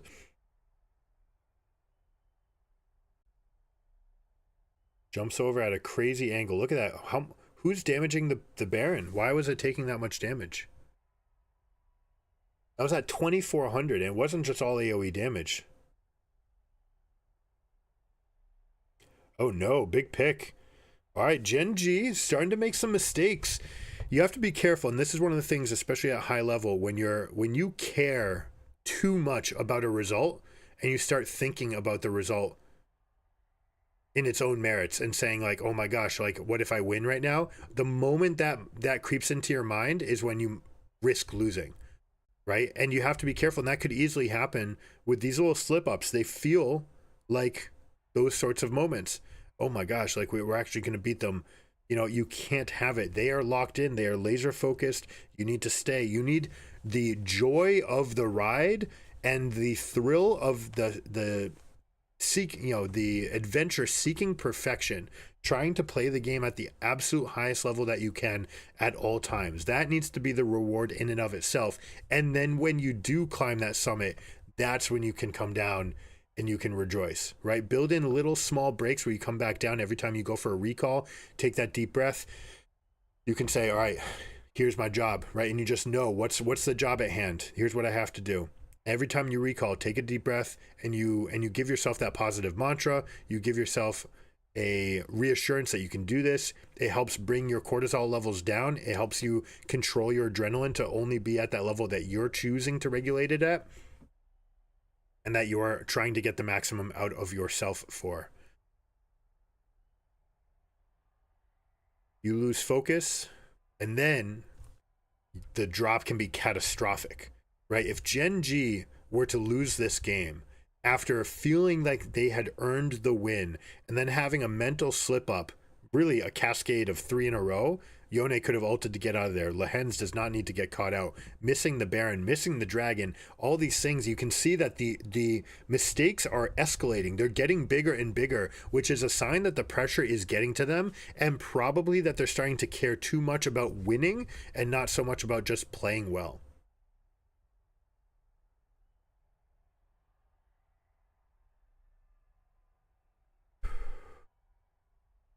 So we'll see. 3K, basically 2.5, but you've got the Soul in pocket. The Baron's coming up at 230, Elder's coming up at 1. T1 again wants both of them to be on the map at the same time so that they can fork. GenG wants a fight to happen so that they can get exactly this, and it happens again. Keria stepping up into bushes, dying to a Varus. People need to realize how much damage this Varus does in a short pocket of time.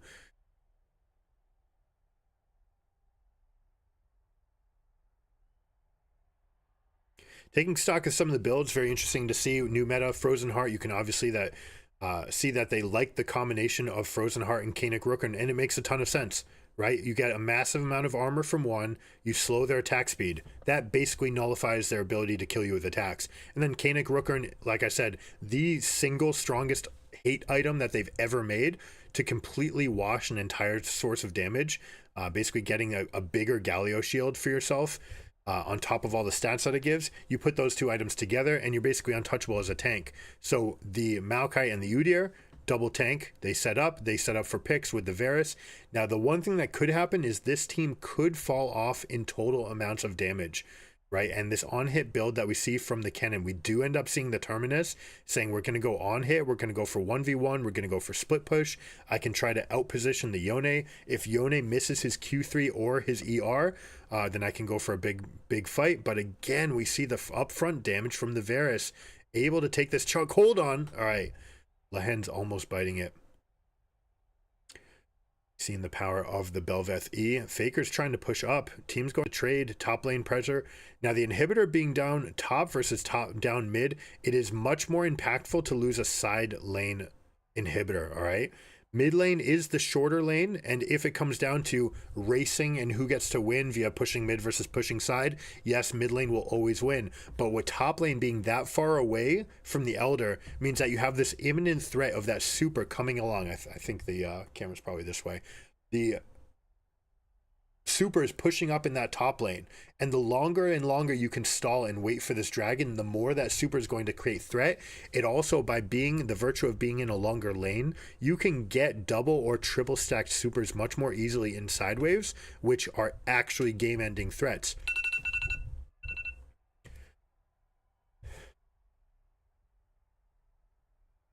So if this does stall out, you have to favor T1 in that macro sense, but with the two being paid for the price of one here, it means that they're able to go and get themselves the Elder uncontested. Now they're going to re-stabilize, and they're going to push out that top side. They're going to push out top side so that they can go with the supers, move that momentum into the Baron pit and kind of hook around and make sure that they don't have that weakness. The Zeus not even trying to contest or push. With this Baron right here, I would teleport up top immediately as the Kennen and say I want to 1v1 this Udyr and make this fight about fighting the Udyr with a super at my back. If I kill Udyr, then we win the game. And it just solves all of our problems. Opts not to do it because of the Elder difference, most likely, but interesting that they don't even take a shot. They just give the Baron. They say we can't fight against the Elder. Even with this inhibitor bonus to ourselves, we're not going to take any of the advantages given to us. And now GenG just definitely back in the driver's seat 100%. They've got the Elder lingering. No, Elder's gone. Elder is done. They've got the Baron power play for 230. Udyr's going to have to bring this wave out just a little bit longer. It's interesting that he's coming to rejoin his team right now. Normally you want to get that a little bit further out because those two supers, this is a mistake also. Ken and Azir, Bard, they should not be traveling up here. They don't need to do this race. They should be going and contesting to the bot side. They're saying, hey, we can't win a fight anyways, so let's just go for maximum base speed. We've got 2 supers to go against your Baron buff and see which one's faster. They threatened enough to bring the Udyr back. I don't like it. I don't like it. What was the goal here? What did you accomplish by going up here? You do have the matchup you want. You have Kennen versus Udyr with this on-hit 4-item Last Whisper Kennen build. This is exactly the situation you want, but by not like waiting and just letting that happen, you've let the enemy team come all the way in with 2 siege minions and Baron buff, and then the Bard ultimate actually misses the turret, so they're able to continue sieging down. Hold on, big chunk.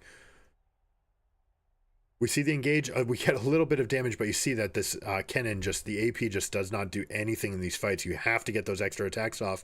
Means that they're a little bit slow on the uptake. 3 for 2. They survive, but the base is in shambles. 2 inhibitors down for 1. Azir could look to teleport right here if you were doing it immediately, but Varus was able to escape. I'm interested to see what the call was on why not to do that. Obviously, you can't push in. Azir versus Baron minions is never going to work, but why did they not try to go for this and get the recalls off? And stop the recalls, I should say. All right, Kennen's going to get home guards coming back from base. There's the mistake. Bard misses the turret. It means that they're able to get that off. Now they find the engage for themselves. They're stepping in. Look at this position. All right, Chovy flashing off. Jhin finding some good angles right here. Now Zeus, if you had the AP build with Storm Surge, entire team wipes right here. Udyr can't join this in time.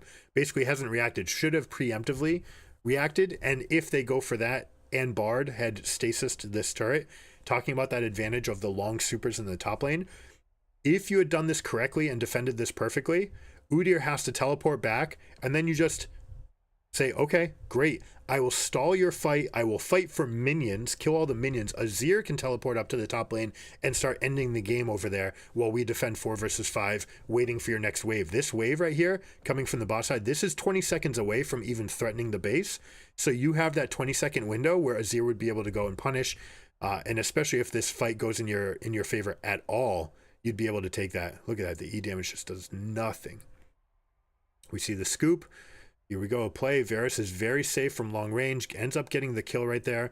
They're unsure of where the Varus is. And I'm sure that this right here, losing track of Varus is the only reason they didn't go for this teleport. Azir has teleport available.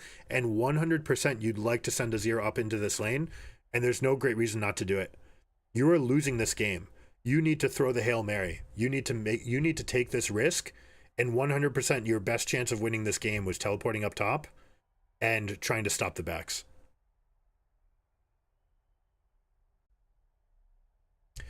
So they don't do it. Means we end up getting GenG resuscitating. They come back. All they've got to do is push up mid. They've got the bottom inhibitor broken for the longest amount of time. The mid and top ones have respawned. So we should see GenG stepping up. They should get more than enough pressure moving forward. They're still the stronger team fight.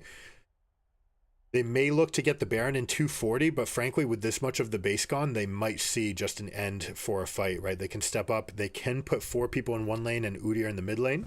This is the most common thing, is to get your flanking fighter bruiser type to go through the mid lane, and when they do come through mid, you push up on the top, and then you converge by coming in through the base. Udyr will be threatening the inhibitor, while the team is threatening to get the triple inhibitor bonus.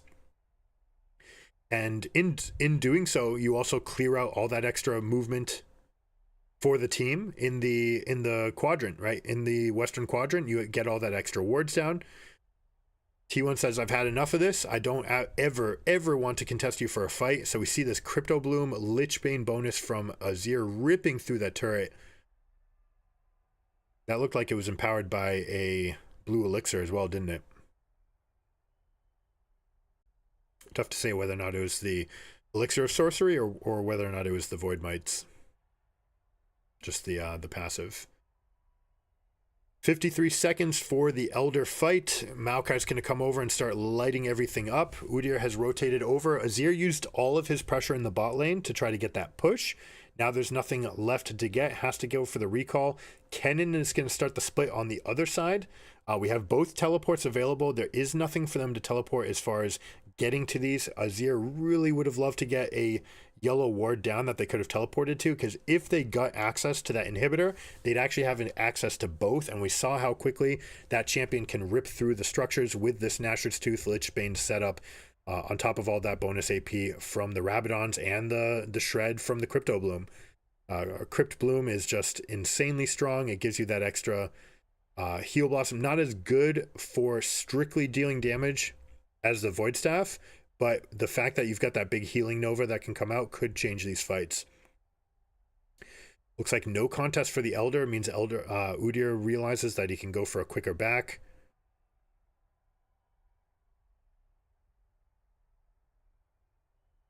Very interesting design for that play. It uses the bar to feign like they're hitting the dragon, but not actually hit the dragon. Instead, go for the jungler so that they can try to win for the smite fight. This is the fight that you want. If you're Kennen, you have to win this 100%. This is what you've built for. You've built for this split push. They've buffed split pushing. You want to take these fights, but it doesn't look like he's able to get enough. And this is what we talked about. Anathema's even being brought. Anathema's almost definitely being used on this Kennen now. Saying like, all I need to do is survive in this 1v1 split and I'm good. But between the Koenig Rooker and the Frozen Heart, the Frostfire, like there's nothing that you can do to threaten. It's not enough. It takes too long. Winner getting picked off again. Guardian Angel is buffed for mana users, not for manaless creatures. And then Udyr just walking at people the way that Udyr does. And an overpowering finish. A lot to work on. A lot of things that could have been done. Keria with a very sloppy game. A lot of... Yeah, I mean, maybe you just don't know. Is it the brilliance and he's intentionally missing the stasis and hitting other people so you can throw them into a mental game? Or are you just trying to go for the best target? Well, whatever the plan was, they never executed anything. If the plan was not to hit the turrets or the dragons or the Baron, for example, they didn't actually consolidate. So a lot of things, owner being caught out, Keria getting caught out a ton this game, just snowballed the game and it moved out of control starting at level 1, right? Everything going there. But so GenG playing very well, a couple slip ups. I'm confident, and this is probably what's best for them as a team, that you survive this, even though you had some mental slip-ups. So even in a win, you have something to learn. Sometimes you have a big risk where you either have winners or learners. You only learn if you lose. This is that rare case where they probably get a chance to learn even though they won, right? So this is the best case scenario for them. You beat your rival, you set the tone, but you also don't lose your edge and you learn, hey, I'm not done until it's done. You don't score until you score. You can't think about what happens. What's the glory going to be like if we win? Oh my God, we're almost winning. We're doing it. We're beating T1. Can't have that. You have to be laser focused. You have to enjoy the perfection of the ride. You have to have fun executing at a high level. And that's how you tune in. And that's what champions have that the other people don't have, is that ability to just lock in, finish the game, finish the job at hand, and get it done. So fun series, good stuff. Well played GenG, well played T1, decent overall. Interesting to see the adaptations. The biggest things that we get out of this, the difference in the Eastern and Western quadrants, the double World Atlas builds, whether or not we're going to have on-hit split push showing up, and then the prio on the Grublings. All of these things are very interesting coming into the season, and can't wait to see some more. So thanks for the support. I appreciate the likes and the subscribes. Thanks a lot. I'll catch you guys next time. Until then, keep it surreal. Peace. What's up, Mr. Biden? How you doing? I would chat for a moment, but I got to go pick up the kiddos. The game ran a little bit longer than I need to, so I too will